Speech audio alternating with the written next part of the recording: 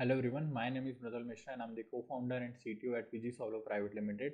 And in this video, we are going to see how to create or add custom logo of your company on the login page of ERPNext. Also, instead of login to Frappe, we are going to white label it as our company name. So we can call it login to maybe VG Private Limited. So I'm just going to walk you through the complete step. Okay, so first of all, I'm just going to log in into my system. Okay, and after logging in you have to search for website settings. Okay, you have to search for website settings. Open this. Inside website setting, change the app name to the company name. So I'll just write VG Private Limited. Okay, and you can attach a logo also. So I'll just search for the logo. Okay, I'll put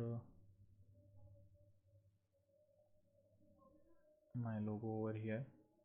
Okay, and I think this is not correct formatted logo, so I'll choose a different one, right?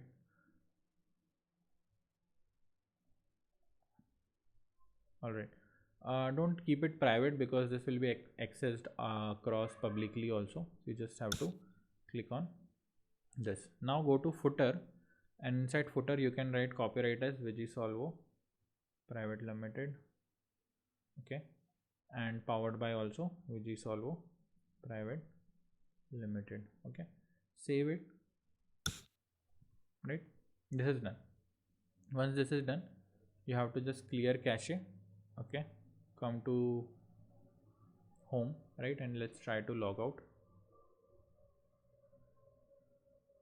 Okay, so now you can see that this login to VG Private Limited has come and the logo has also come. You can use the correct size of the logo to make it little bit bigger, right? So this is it for the logo and whitelisting. Thank you so much.